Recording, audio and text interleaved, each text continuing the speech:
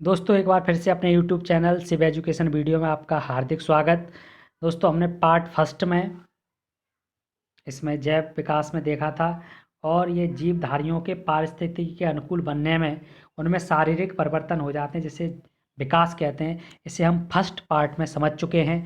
अब यहीं से हमारा सेकंड पार्ट स्टार्ट होता है, अधिक संतान उत्पत्ति यानी अधिक संतान उत्पत्ति। ये सब डार्विन के ये सिद्धांत थे जिनको हम विस्तार से चर्चा कर रहे हैं। ठीक है, हमने फर्स्ट, अगर आपने हमारा पार्ट फर्स्ट ना देखा हो तो पार्ट फर्स्ट देख लें, उसमें पार्ट फर्स्ट में चर्चा की गई है। ठीक है, ये हमारा पार्ट सेकंड है और दोनों मिलकर जैव विकास कंप्लीट हो जाएगा। बात क्लियर हुई? देखिए क्या है, जिन जातियों में अधिक संख्या में संतान की उत्पत्ति होती है इनमें से बहुत कुछ नष्ट हो जाती हैं, परंतु कुछ वंश की परंपरा को बनाए रखने के लिए बच जाते हैं। इसे प्रकृति का नियम भी कहते हैं। इन्होंने कहा, डार्विन ने, कि हमारे वातावरण में बहुत सारे जीव जंतु पैदा होते हैं। ठीक है, बहुत सारे जीव जंतु यहाँ पर हमारा जो वातावरण होता है इसमें उत्पन्न होते हैं। ठीक, और उत्पन्न होते हैं तो बहुत सारे नष्ट हो जाते हैं, लेकिन कुछ ना कुछ तो उसमें जीव जंतु बच जाते हैं जो आगे के वंश को बढ़ाते हैं। इसी को प्रकृति का नियम भी कहते हैं। बात क्लियर हो गई? नेक्स्ट था सिद्धांत जीवन संघर्ष। देखिए जीवन संघर्ष क्या था। संसार में स्थान एवं भोजन सीमित है, इसलिए सभी उत्पन्न जीव जीवित नहीं रह सकते। अतः प्रकाश, भोजन, जल तथा स्थान लेने के लिए आपस में संग्राम छिड़ जाता है। इसे ही जीवन संघर्ष कहते हैं। बहुत ही सिंपल है, आप आसानी से समझ पाएंगे।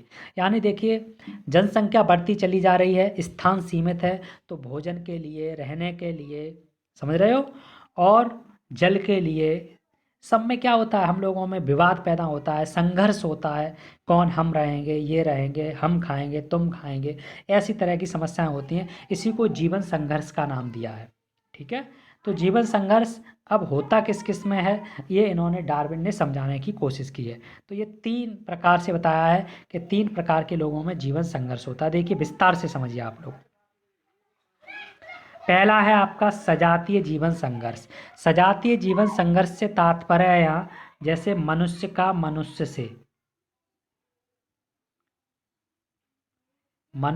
मनुष्य से संघर्ष होगा किसी भी बात को लेकर, वो सजातीय जीवन संघर्ष। मनुष्य का मनुष्य से तात्पर्य है यानी एक ही जात का एक जात से, बिल्ली का बिल्ली से, कुत्ता का कुत्ता से, भैंस का भैंस से, और किसी प्राणी का अपने ही जात के प्राणी से अगर कोई जीवन का संघर्ष हो रहा है तो उसे सजातीय जीवन संघर्ष कहेंगे। समझ पा रहे होंगे आप? ठीक है, इसी तरह से विजातीय जीवन संघर्ष। विजातीय जीवन संघर्ष का तात्पर्य है यहाँ पर डार्विन का कि एक जात दूसरे जात से, जैसे आपने देखा कि मनुष्य का कुत्ता के साथ कोई संघर्ष हो, बिल्ली का कुत्ता के साथ कोई संघर्ष हो, तो जातियां अलग अलग हैं। ठीक है, प्राणी अलग अलग अलग अलग हैं, तो इसे हम कहेंगे विजातीय जीवन संघर्ष। और तीसरा बताया था वातावरण से संघर्ष। देखिए, चाहे वो सजाती हो चाहे विजाती हो, उसे वातावरण से तो संघर्ष करना ही पड़ता है, क्योंकि इन्होंने कहा था कि प्राणी, वही प्राणी, अभी नीचे बताएंगे, या डार्विन ने ही कहा था कि पृथ्वी पर वही प्राणी जीवित रह पाते हैं जो वातावरण से अनुकूलित हो जाते हैं, जो वातावरण के अनुसार ढल जाते हैं। जो वातावरण के अनुसार नहीं ढलते हैं वो विलुप्त हो जाते हैं। ठीक है, देखिए नेक्स्ट था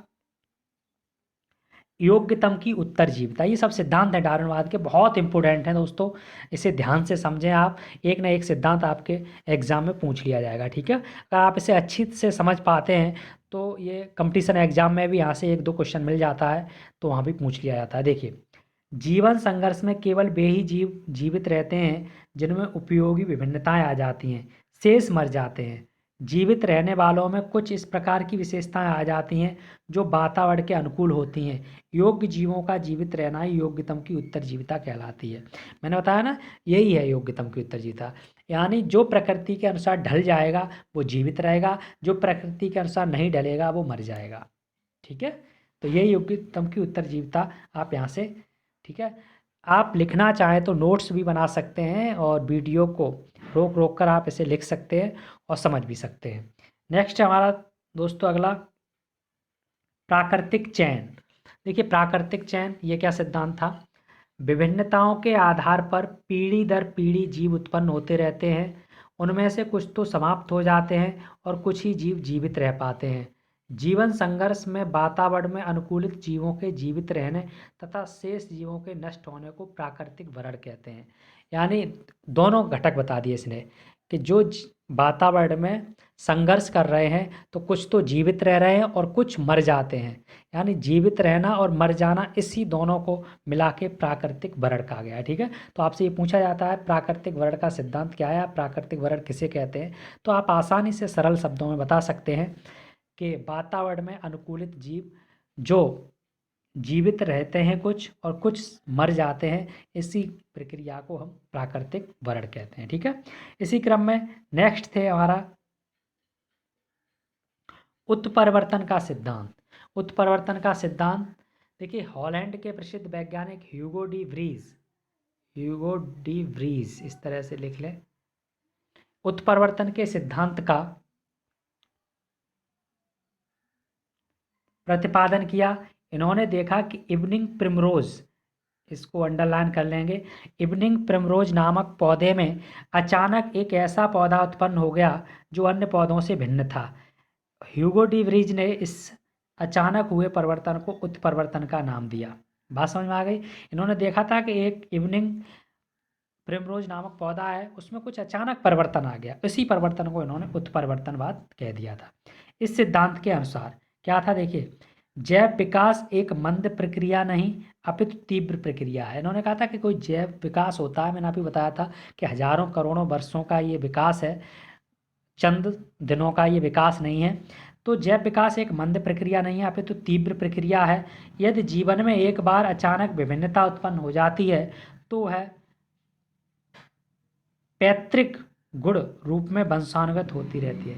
ये इंग्लिश में लिख दिया, पैतृक गुण है, इस तरह से देख लें, पैतृक गुण रूप में वंशानुगत होती रहती है। इन्होंने कहा था कि अगर इस तरह की कोई अचानक परिवर्तन आ जाए किसी में, तो वो अचानक परिवर्तन आपका क्या होगा, पीढ़ी दर पीढ़ी लक्षण बन जाएगा और वो पीढ़ी दर पीढ़ी उसमें पहुंचता रहेगा। ठीक है दोस्तों, तो ये था आज हमारे जैव विकास का बचा हुआ शेष भाग।